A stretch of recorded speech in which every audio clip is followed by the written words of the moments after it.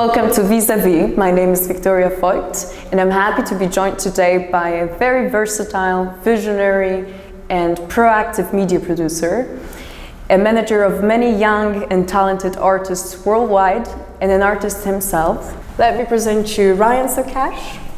Thank you for coming, Ryan. Victoria, thank you for having me. My pleasure. You were born in the state of Illinois, and since 2005, correct me if I'm wrong, you're happily settled in Poland. Here's my question. How do you think the place where you are born has shaped and influenced you as a person?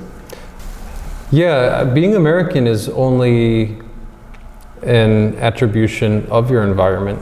You can't be American by your blood, actually. And Americans always identify with the people who came before them, with the motherlands of those people. So I wouldn't ever identify myself as American, quote unquote, when I lived in America. I was Polish American, for example. So we're kind of segregated psychologically to begin with. And I think there are some advantages. I mean, you can get amazing variety of foods there. It's a good place to learn about other cultures in general without having to actually travel the world. But on the other hand, there's no sense of real community. I mean, what community is in Europe, for example, has widely been replaced by corporate values in the United States. And so growing up in the Chicago suburbs mostly, I always had this feeling that this place isn't for me. I didn't know there was something more out there, but there was like this longing for something that was of meaning that I didn't have in the United States. So when I was 18, I finished up high school early, and I just got a plane ticket to the United Kingdom, and I flew there, and England wasn't what I expected. But when I came to Continental Europe the first time, I was very young, it moved me completely. I was like, this is humanity, in a sense. And it's funny because all the Europeans would tell me, it's bad here, we don't have money, we don't have jobs. This was 2000, the first time that I came, to Poland specifically. Right. But I recognized a lot of things that we were missing in the United States. Just this morning, my brother sent me a text message with like a video recording from his front porch. He bought a house in Philadelphia in a medium good neighborhood. And the house was burglarized. There was a lot of problems with people stealing their stuff. So he installed cameras.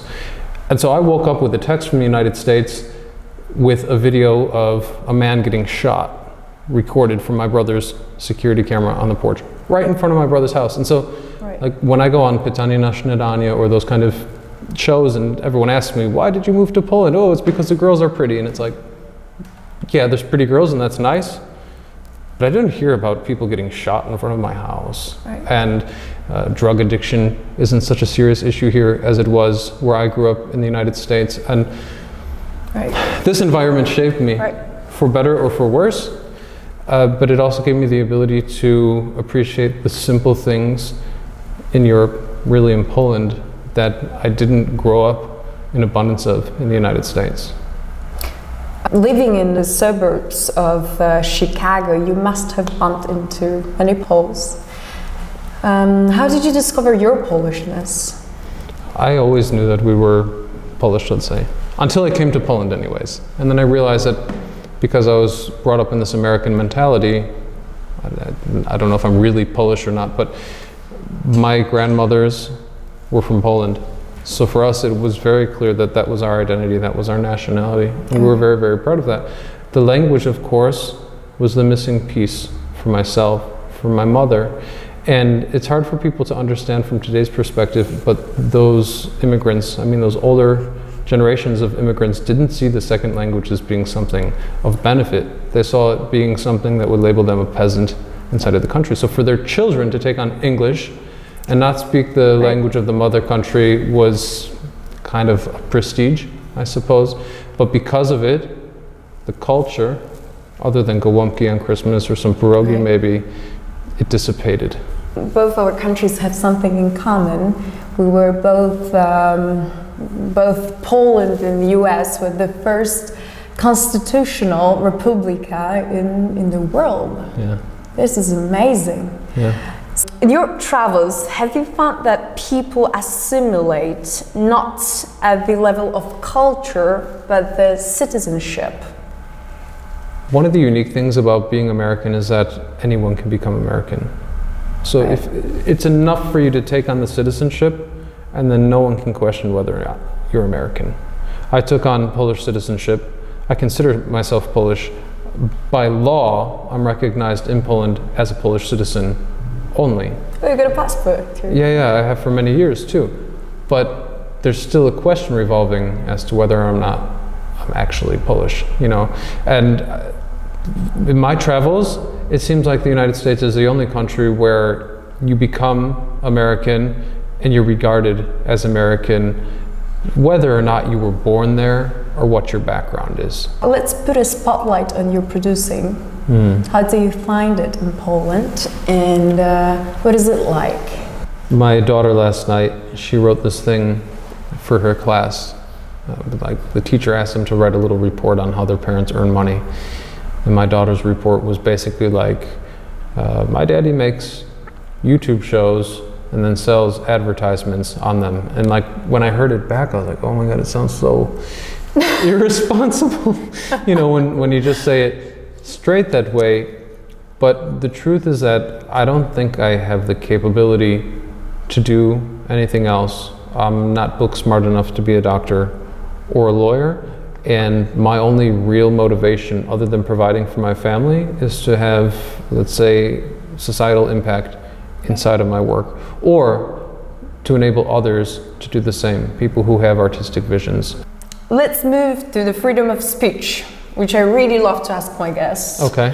Mark Zuckerberg, in his scrutinization by Congress, claimed that Facebook is a neutral public forum, not a First Amendment speaker. What does it mean for the user, for the user's interface on social media, and also for the content creators?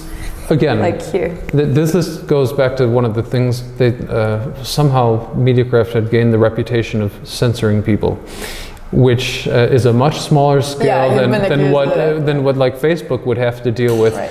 But we don't have any tools or ability to censor people. So I think anti-propaganda against these platforms catches on quite easily, and it's really, really difficult to discern which party is telling the truth.